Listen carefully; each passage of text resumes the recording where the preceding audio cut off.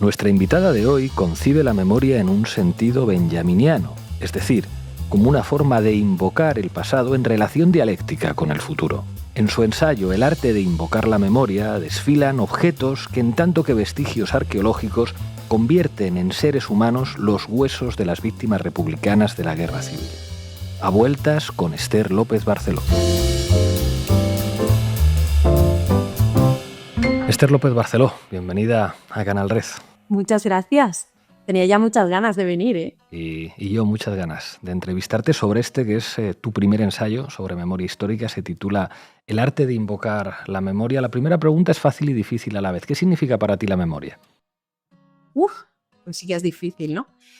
Bueno, la memoria para mí, de alguna forma, es intentar destruir el relato oficial a base de todo aquello que nunca pudo ser dicho, todo aquello que no quedó por escrito, porque formó parte, digamos, del legado de los vencidos que nunca pudieron hablar. Entonces, para mí, hay una especie de épica de las vencidas, ¿no? Cuando hablo de memoria, lo hago desde ahí, intentando, de alguna forma, vengar, ¿no? Vengar esa derrota. Hay algo que me llama mucho la atención en tu libro y es el papel de los objetos, lo que llamas vestigios arqueológicos y cómo contrastan en alguna medida con los huesos. Los huesos, digamos que nos unen a los animales. ¿Qué diferencia hay entre un hueso humano y un hueso de un perro? Pero sin embargo, los objetos empiezan a revelar la condición humana de esos huesos. Y en tu libro desfilan muchos objetos que nos dan mucha información. Te quiero preguntar en concreto por unos zapatos de tacón. Unos zapatos de tacón que encontrasteis en Paterna. Allí fusilaron a mi tío abuelo también. Cuéntame la historia de esos zapatos de tacón. Bueno, para mí esos zapatos de tacón, ¿no?, que están en la portada, fueron fundamentales porque yo lo que quería era explicar que los objetos no mienten, que la arqueología no puede mentir, igual que la documentación sí que lo puede hacer. A través de la documentación de los vencedores se puede manipular la historia, pero la arqueología no engaña nunca. La arqueología te muestra la verdad de los hechos. Y en un país en el que vivimos en una anomalía de una impunidad del franquismo lacerante, bueno, es fundamental que tengamos pruebas para demostrar los crímenes. Estos zapatos para mí son muy importantes porque los objetos, como bien decías antes, y esto lo dice muchas veces Alberto González Ruibal, que es uno de los mejores arqueólogos de historia contemporánea, él hablaba de que cuando ves un objeto te sientes reflejado en ese objeto, ¿no? Es cuando aprecias que ese objeto tuvo vida, que perteneció a alguien como tú. Y eso yo lo viví en el aula de memoria democrática, que fui su coordinadora aquí en la Generalitat Valenciana durante 2 años, hasta que han cerrado el aula de memoria el Partido Popular. Y en ese aula de memoria nosotros hacíamos visitas guiadas a una exposición, la primera que hubo en España, que es la de Fosas Comunes de Paterna, que era en el Museo de Prehistoria y de Etnología de Valencia. Yo iba con alumnos y alumnas a enseñarles pues eso, todos los objetos que había, ¿no? Todas las imágenes, y a explicarles lo importante, ¿no?, que es recuperar esa memoria en concreto de Paterna. Y cada vez que veíamos esos zapatos era el momento de máxima emoción. Era el momento en el que muchísimas chicas, mucho más empáticas, ya sabes, lloraban porque estaban viendo en esos zapatos, como me pasaba a mí. Yo veía a mi abuela, porque esos zapatos son unos zapatos de tacón de mujer, muy típicos en los años 30, 40. Han formado parte de los álbumes de fotos familiares de muchísimos de nosotros. Y cuando veían esos zapatos, veían a sus abuelas, como yo veía a la mía. Esos zapatos de tacón son de una señora que se llamaba, bueno, una chica realmente que se llamaba, porque era muy joven, estaba en la veintena, Vicentica. Esos zapatos nos hablan de una mujer que no era un sujeto pasivo. Una mujer que tenía una conciencia política propia, que era un sujeto revolucionario. Esta señora, Vicentica, era anarquista y resulta que, la metieron en la cárcel, evidentemente, estaba embarazada, no hay ni rastro en su esqueleto del embarazo, con lo cual, por las condiciones lamentables, se perdería el niño, y cuando es fusilada es el 8 de marzo. El 8 de marzo de 1940, si no recuerdo mal. Bueno, pues esos zapatos, ¿qué nos están diciendo?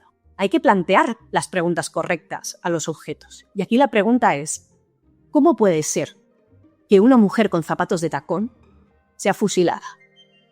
¿Llevaba los zapatos de tacón en la prisión? No, no es posible, porque evidentemente iría mucho más cómoda y con unas zapatillas.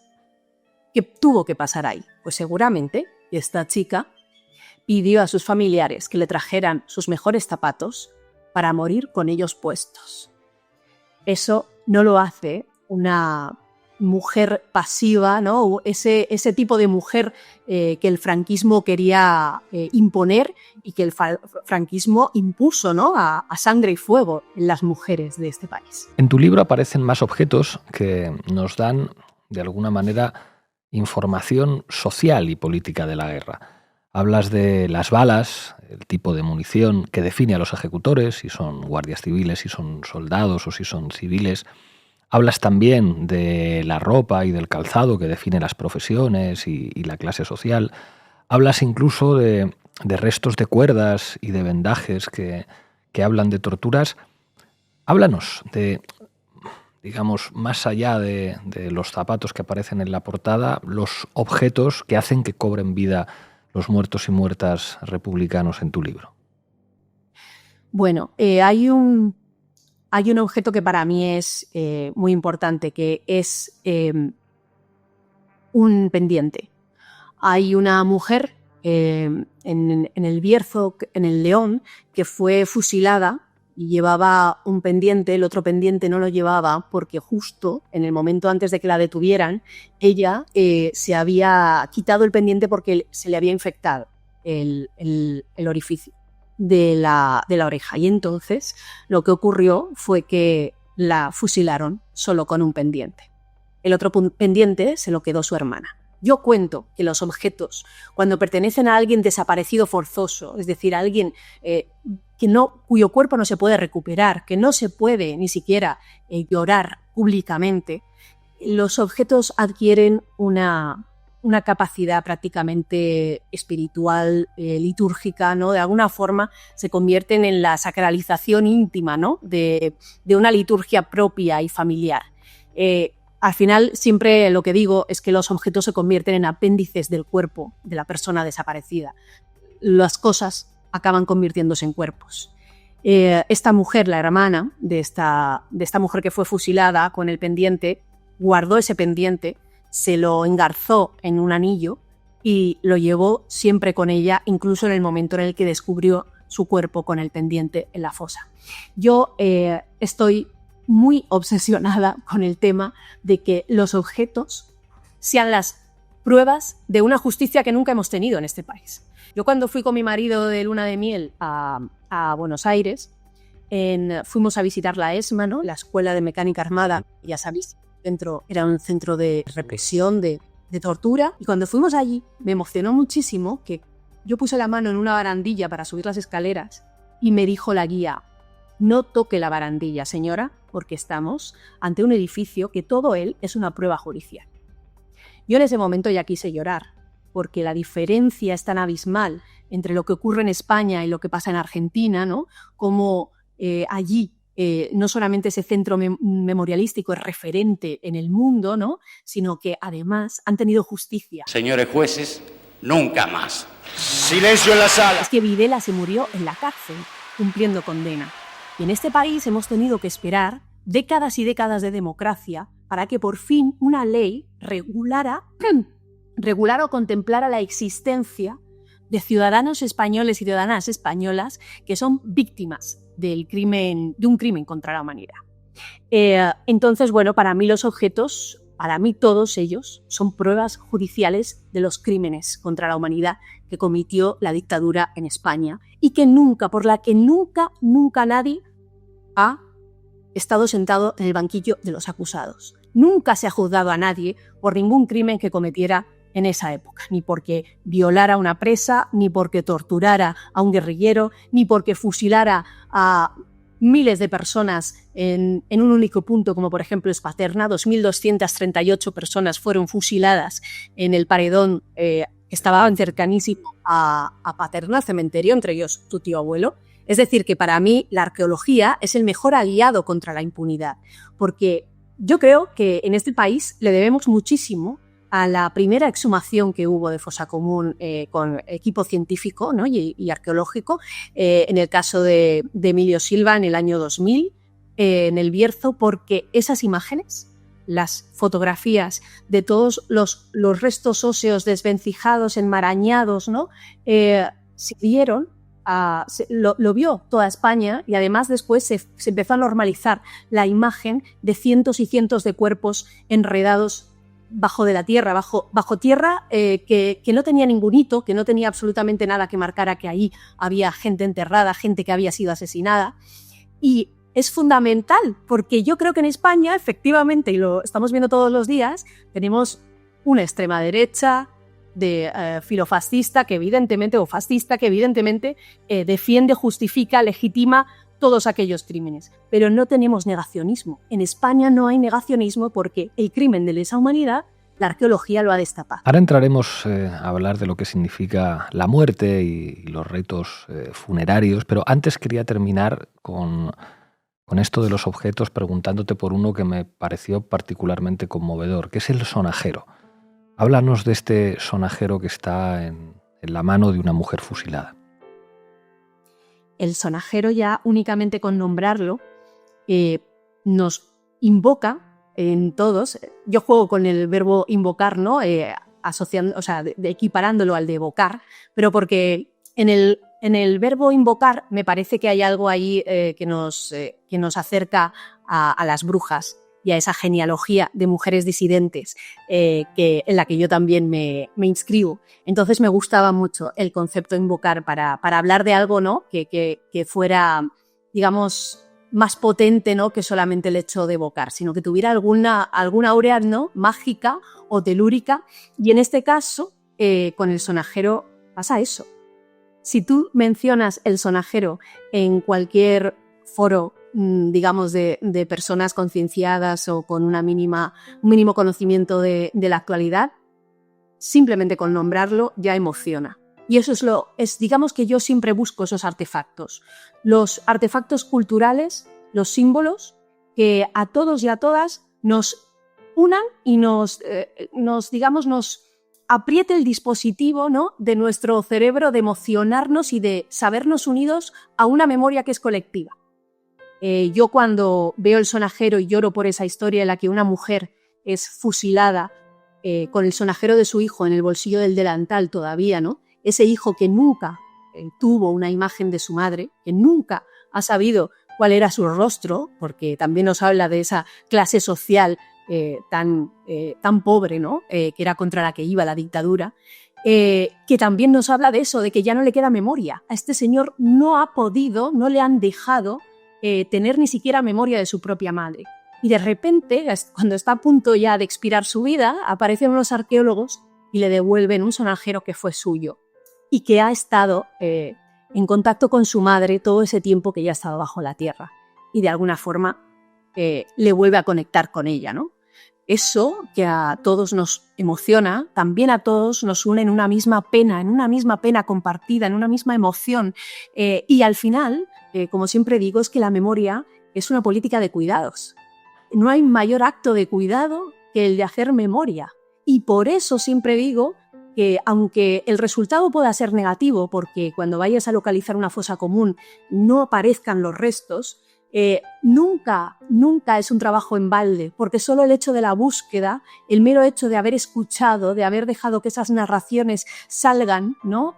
Salgan y se expresen públicamente, ya alivia o consuela o repara mínimamente parte del dolor. Esa mínima parte de la que nosotros nos podemos encargar, ¿no? Que no depende de autoridades ni depende de la justicia, porque de esa reparación ya sabemos que no vamos a tener nunca, ¿no? En tu libro aparece algo muy interesante y es el carácter político del control sobre la muerte. La muerte es un asunto fundamentalmente político y ahí digamos que comparas la privación de los ritos fúnebres al bando derrotado, al mismo tiempo que hay una serie de políticas públicas enormemente planificadas y generosas para que los vencedores sí que tengan todo el acceso del mundo a cuantos rituales funerarios tengan que hacerse. Desde los casos más emblemáticos de Paracuellos, que se convierte, digamos, en el Catín del franquismo en España, en el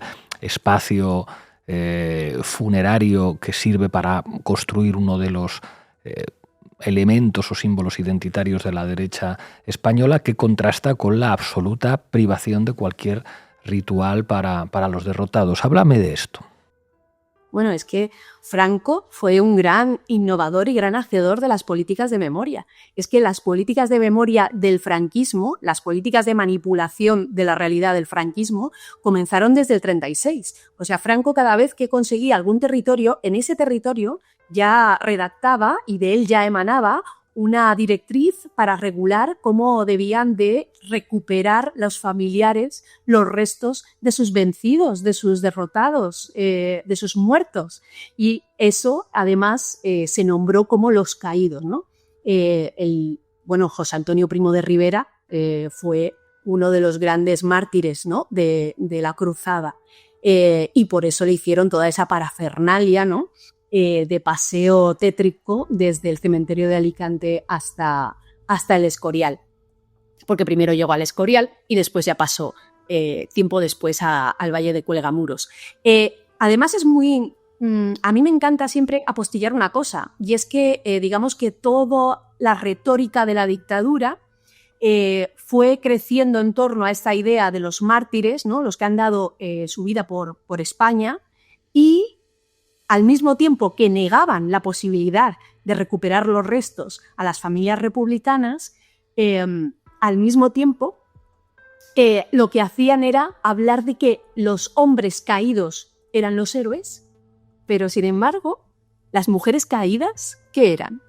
Las mujeres caídas eran esas mujeres perdidas, esas mujeres vulnerables que de alguna forma están yendo contra ese modelo ideal de ángel del hogar que había teorizado la dictadura, el nacionalcatolicismo.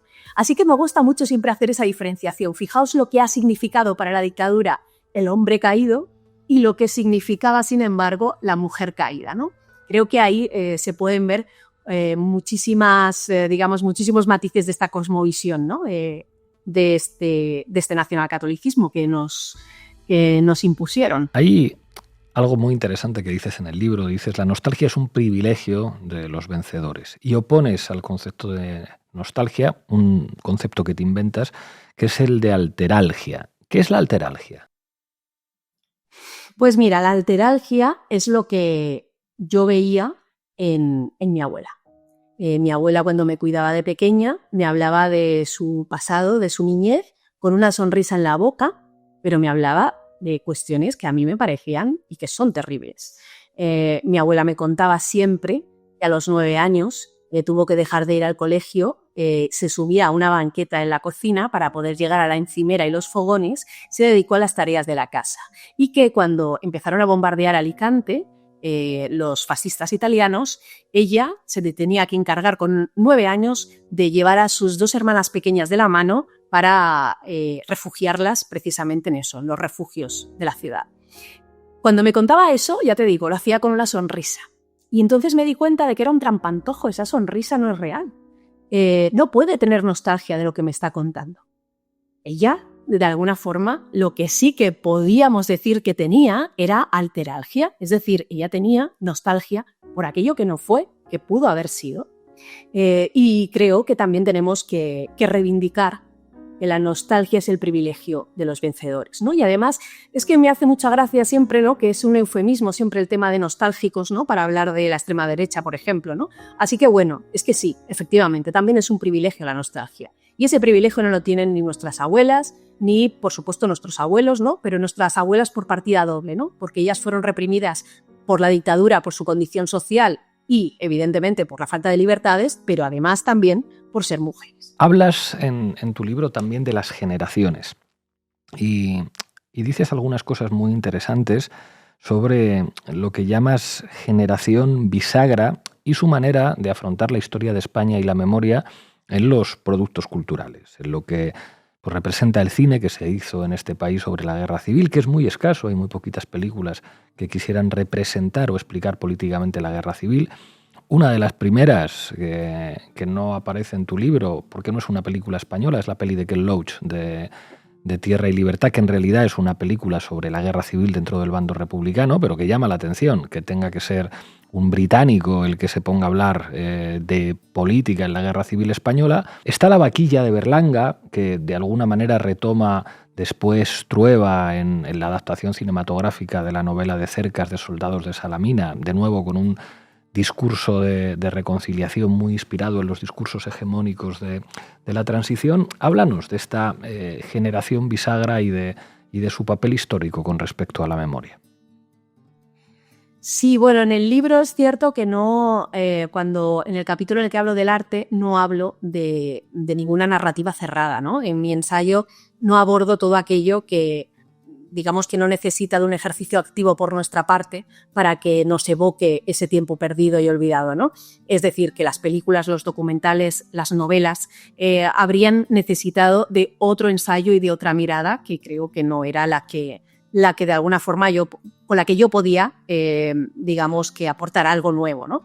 Entonces, me parece muy interesante que cuando se habla de la memoria estemos siempre hablando de un concepto importantísimo, fundamental, que acuñó Marian Hirst, que es el de la posmemoria, ¿no? Y, evidentemente, en todo, digamos, prácticamente en los últimos años siempre se ha abordado, o en las últimas décadas, ¿no? Ahora ya soy demasiado vieja y no me doy cuenta, siempre digamos que el mayor horror y barbarie para la sociedad occidental se encontraba en Auschwitz, ¿no? Auschwitz era de alguna forma el lugar, ¿no?, donde residía toda la barbarie del mundo. Entonces, cuando estamos hablando de posmemoria y estamos hablando de ella para referirnos a la generación que vino después, de la que sufrió directamente el Holocausto, me parece muy correcta hablar de esa posmemoria porque es una memoria heredada, pero es que en nuestro caso no tenemos posmemoria. La generación de la posmemoria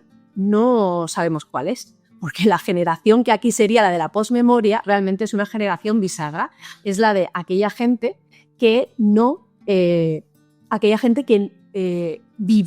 nació y vivió durante el silencio de la propia dictadura y que efectivamente no pudo recibir ese legado de memoria, ese legado de la narración de los hechos, porque no se producía la narración de los hechos, ni siquiera en los contextos íntimos y familiares. La gente callaba por un sentimiento de terror y por un sentimiento de protección hacia sus hijos.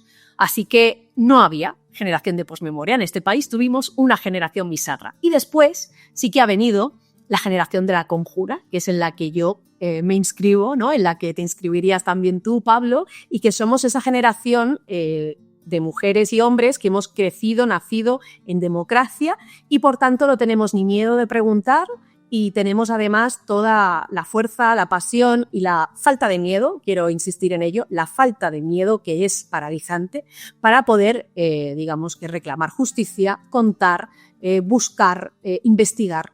Digamos que para nosotras y nosotros, aunque sea doloroso, de alguna forma tenemos la condición o las condiciones, mejor dicho, materiales que se necesitaban para poder realizar estos procesos, ¿no? Cuando hablabas de tu luna de miel, señalabas con amargura el contraste entre España y Argentina, y es verdad que en lo que se refiere a políticas de memoria, en América Latina nos dan sopas con onda. Aquí, digamos, esa generación de la conjura somos los nietos y nietas, mientras que en Chile y en Argentina han sido directamente los hijos los que se han ocupado de ajustar cuentas. Claro, y las madres. Efectivamente, directamente. Eso también es el resultado de que en España lo que hubo fue una guerra de exterminio, la represión siguió después de la guerra y se produjo un exterminio, una limpieza de todo lo que significaba el bando de los perdedores y un régimen opresivo que duró 40 años y que además después, en el contexto de la transición, planteó que que acabar con las políticas de memoria y vender el discurso de la reconciliación era condición de posibilidad del nuevo sistema político. A partir de ahí, lo que te quiero preguntar es cuáles son las tareas. O sea, a mi juicio, siempre me enfadé con los que planteaban que la cuestión de la memoria era reivindicar el derecho de las familias a enterrar a sus muertos. Y es como, pues esto está muy bien, pero es que va más allá de eso. Es una cuestión política que tiene que ver con nuestra identidad nacional. Yo creo que uno de los problemas de la izquierda española es que no tiene identidad nacional porque le han robado la memoria. Si te roban el relato sobre el pasado, no tienes memoria, no tienes país y por lo tanto no tienes un dispositivo político al que agarrarte, cuando incluso se le quita importancia a cuestiones como la propia bandera, la propia identidad. Digamos que te quedas sin nada para hacer política, mientras que pues, al final la derecha consigue convertir su victoria en España, y su victoria es este país, y la mejor expresión de eso también pues, es el independentismo de izquierdas, que básicamente asume que España es una noción asociada a valores y a símbolos de la derecha, y que ser independentista es una manera de ser de izquierdas si vives en Cataluña, en el País Vasco o en Galicia, y eso es una enorme derrota de la izquierda española.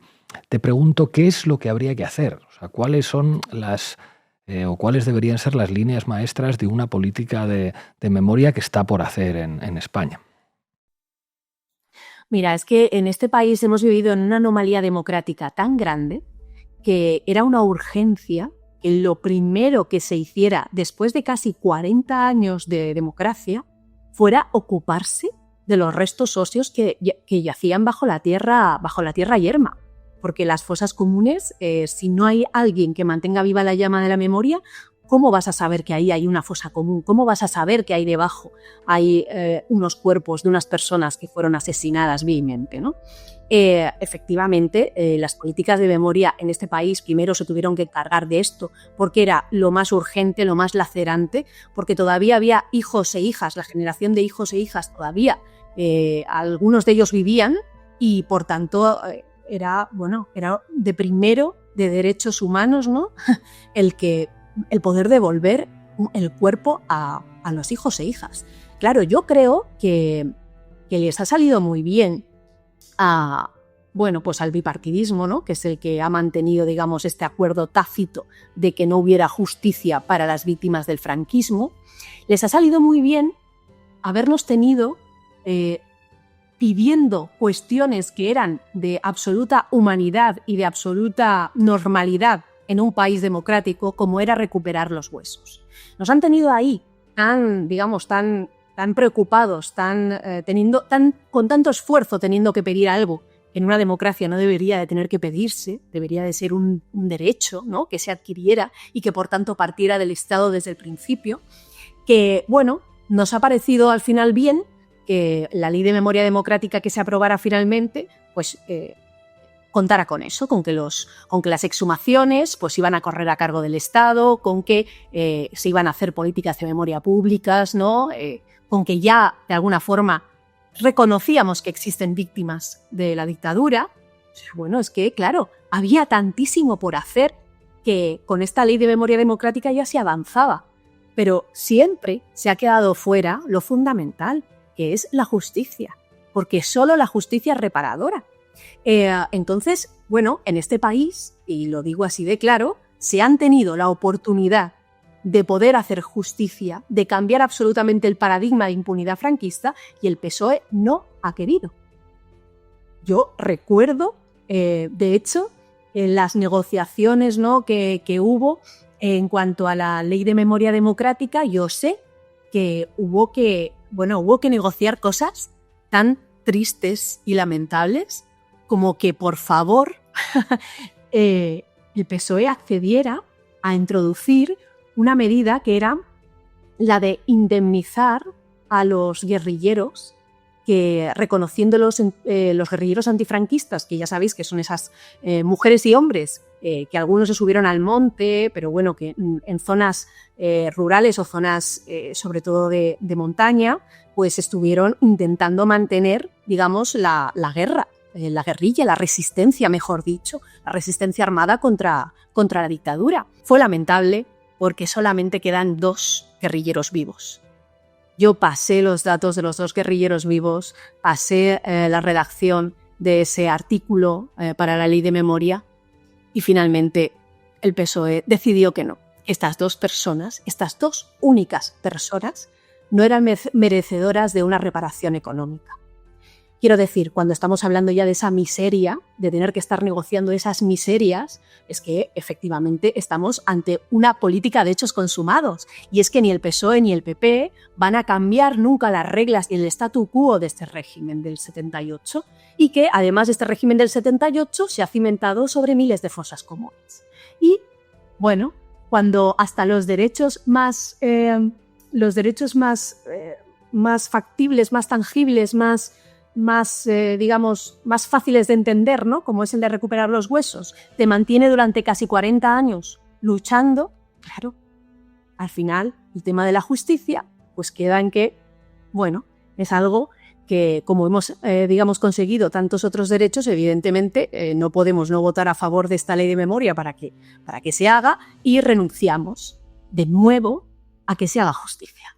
Cuando doy clase en la facultad, una de las cosas que me desespera es que en general, aunque los estudiantes y las estudiantes son muy listos, han leído poco y han visto poco cine, entendiendo por cine las películas y las series, y por eso una parte fundamental de mi trabajo es conseguir que lean y conseguir que vean películas y series. Por eso quiero que terminemos la entrevista pidiéndote que, para la gente joven que nos esté viendo, que recomiendes un libro, que recomiendes una película, que recomiendes una serie y que recomiendes una canción. Vale, pues bueno, el libro lo tengo aquí preparado porque es Memoria del frío, de Miguel Martínez del Arco, y aquí me vas a permitir un inciso, Pablo, porque a mí este ensayo, el ensayo que he escrito, me hace especial ilusión, sobre todo porque he dado a conocer unos cuadernos de claves que formaron parte de la resistencia antifranquista en las cárceles de mujeres de la dictadura. Memoria del frío es la novela que me dio a conocer estos cuadernos. Miguel lo que hace en esta maravillosa novela es contar la historia de su madre, Manolita del Arco, la presa política que más años pasó en las cárceles franquistas, 19 para ser exactos, y que en esta novela ha ficcionado toda esa vida de resistencia que él ha conocido también. En la novela aparecen unos cuadernos de labores. Los cuadernos de labores eran unas especies de cuadernillos que tenían las presas en las cárceles y que, a base de abreviaturas, ellas iban escribiendo las instrucciones para poder tejer todo tipo de prendas. ¿Por qué? Pues porque también las mujeres, cuando estaban en las prisiones, eran las que cuidaban de los de afuera, igual que pasaba con los hombres que estaban presos, que tenían largas colas de mujeres con la comida. Pasaba que las mujeres que estaban presas tenían más mujeres con capazos, con la comida esperando para poder darla a sus presas, y además también ellas desde dentro cuidaban a la familia. Esas prendas que ellas bordaban, la familia las mandaban a la familia las vendía, y bueno, con ese dinero tenían algo de sustento económico, tanto ellas como sus familiares. Pero no solamente esto. Miguel Martínez del Arco es el hijo de Manolita, y Miguel, cuando estaba en COU, hizo un trabajo de final de curso que, bueno, él, con mucha inteligencia, decidió que fuera sobre las mujeres en las cárceles franquistas, para aprovechar, evidentemente, el testimonio maravilloso que tenía en casa de su madre. Y entonces, cuando está con su madre entrevistándola sobre esto, resulta que su madre le cuenta por primera vez que esos cuadernos de labores que ella guarda ahí, con esos patrones escritos a base de abreviaturas, que servían pues para decir 1 punto, 2 puntos, ahora 3 puntos a la derecha, ahora a la izquierda, no solamente servían para garantizar ese sustento económico, sino que además, encriptadas dentro de esas abreviaturas, había un lenguaje secreto a través del cual se comunicaban las presas de la propia cárcel. ¿Cómo? Pues porque esos cuadernos de labores eran guardianas, mujeres también, las que estaban allí vigilando, sabían perfectamente qué significaban, porque cualquier mujer sabía qué significaba ese patrón, porque todas sabían tejer y coser. Entonces las guardianas no no estaban mosqueadas, no se preocupaban por el tema y dejaban que las presas fueran compartiendo los cuadernos de celda en celda. Así llegaban las estrategias de sabotaje o las informaciones de fuera a ser leídas por el resto de las compañeras sin que se diera cuenta nadie. Y a mí me gusta mucho cuando explico los cuadernos de labores de las presas políticas del franquismo, me gusta mucho hacer un símil, y es que siempre que doy una charla digo, nos han enseñado que la resistencia antifascista era esto, y pongo una imagen de Harrison Ford golpeando a un nazi en Indiana Jones.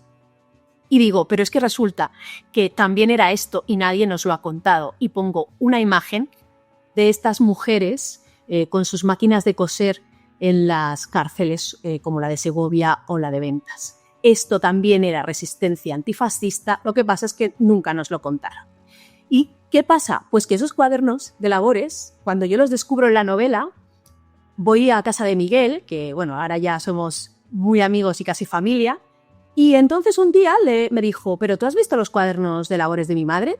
Y yo pensaba que había sido una licencia que se había permitido, una licencia poética o ficción, una ficción interesante que había introducido en la novela, y resultaba que no, que los cuadernos existían. Y cuando los vi, lo primero que le dije fue, bueno, Miguel, ¿me puedes decir en qué artículo académico está contado o quién ha escrito sobre ello?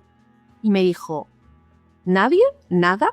Es la primera vez, me dijo, que alguien aparte de mí le da importancia a estos cuadernos. Y no solo como mera anécdota, sino como un documento histórico de primer orden. Entonces, a partir de ese momento, para mí lo más urgente era hacer entrar en la academia, en la universidad, ¿no?, en un paper, que se conociera dentro de la universidad, dentro de, digamos, donde reside el conocimiento oficial, ¿no?, que se supiera las mujeres también resistían y hacían sabotaje y que además inventaron un lenguaje secreto, ¿no?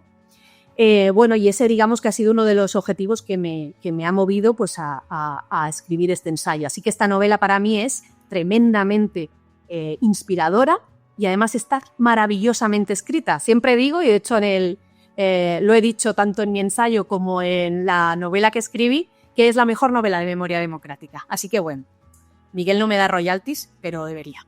Y vamos a ver, la película... Es complicado, ¿eh? Pero para mí la película, una de las películas más interesantes es Silencio roto, de Moncho Armendáriz, Juan Diego Botto, maravillosa, sobre la guerrilla. Además, interesantísimo, porque de hecho no sé si sabes, pero ahora en la universidad se empieza a hablar de la Guerra Larga, que la guerra no acaba en el 39, sino que acaba en el 52. Y efectivamente es que, digamos, que el estado de excepción, y la represión sistemática no se acaba en el 39, sino que prácticamente empieza en el 39, ¿no? Y que hasta el 52, hay una guerra que se está librando, ¿no? Y esta película es maravillosa, y todo el elenco y todo el equipo son personas fantásticas que siempre hay que ver, como son Moncho Armendáriz, Puyoria, María Botto, Juan Diego Botto, etc. Y bueno, me has dicho una serie. Una serie y una canción. Una serie. Es que series prácticamente no ha habido sobre el tema. Y a mí no me ha gustado ninguna especialmente. A lo mejor, pues voy a decir que Los pacientes del Dr. García, simple y llanamente porque me parece fundamental esa novela para saber que el nazismo tuvo un gran aliado en Franco, ¿no? Y a mí eso siempre me parece muy interesante porque siempre tenemos en la cabeza, ¿no?, pues la Cruz Gamada y Adolf Hitler como la barbarie más absoluta, así que hacer que esté asociada a la dictadura de alguna forma hace ver, ¿no?, a la gente lo terrible que era el nacionalcatolicismo. Y lo último que me has dicho, ¿qué es? Canción. Canción. Querida Clara. Querida Clara, de Fe de Ratas, creo que era. Sí, ¿no? Que es una maravilla, es una carta que escribió un hombre al que iban a fusilar al día siguiente a su mujer, querida Clara. Cuando esta carta llegue a ti, yo ya no existiré. Y leen la carta en toda la canción y me parece una preciosidad, sobre todo porque nos enseña el tipo de personas a los que se estaba asesinando en España. Personas que en todas sus cartas, en todas las cartas de milicianos y milicianas o de presos y presas, siempre es la misma constante. Yo no he hecho nada nunca y vosotros id con la cabeza bien alta y no os venguéis. Y me recuerda siempre a Marcos Sana con esa frase tan maravillosa que yo siempre he repetido, que es la de: la venganza es inadmisible, la justicia necesaria. Esther López Barceló, muchísimas gracias por atender a Canal Red. Muchísimas gracias a ti, Pablo.